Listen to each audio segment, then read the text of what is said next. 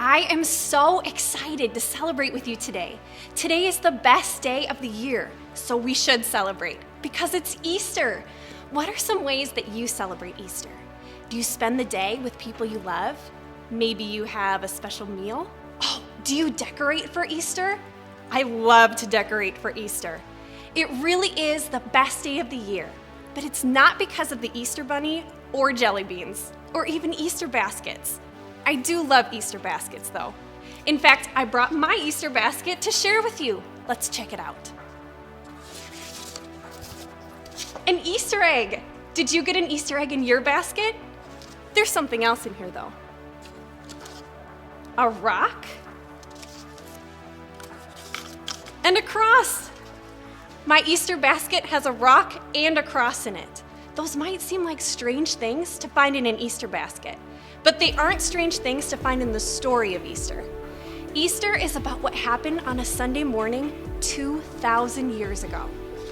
Okay, before we talk about what happened Easter morning, you need to know what happened during the week leading up to it because there was a lot that happened. Jesus, who is God's son, had been teaching people that God loves everyone, whether they're super important spiritual people or just regular people who make mistakes. This made the super important spiritual people mad and jealous, so they convinced one of Jesus' friends to betray him.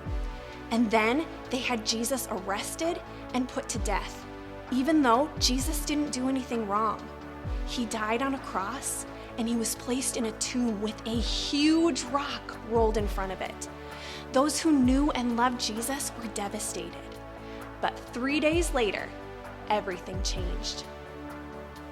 In Matthew 28, it tells us that on that Sunday morning, there were two women who went to visit the tomb. They were so sad.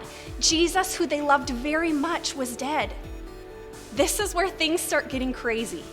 Suddenly, there was an earthquake. An angel came down from heaven, rolled aside that huge stone, and sat on it.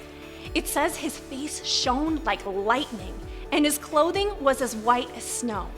There were guards watching the tomb, and when they saw the angel, they shook with fear and fainted. I probably would have too. Then the angel spoke to the women and said, "Do not be afraid. I know you are looking for Jesus, but he isn't here. He is risen from the dead, just as he said would happen. Look, you can see where his body was. He's gone. Now, go quickly and tell his disciples that he is alive." The women ran to tell everyone. They were filled with joy. They were so happy. Jesus was alive. On their way, Jesus met them and greeted them. They ran to him and worshiped him. The saddest day ever had become the happiest day. That same celebration that started that day is still happening, and it's the greatest reason to have a party ever.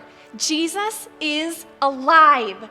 Today, we get to run to Jesus and worship him for all that he has done for us. He defeated death, he rose to life again, and he lives in us. Now that is something to celebrate.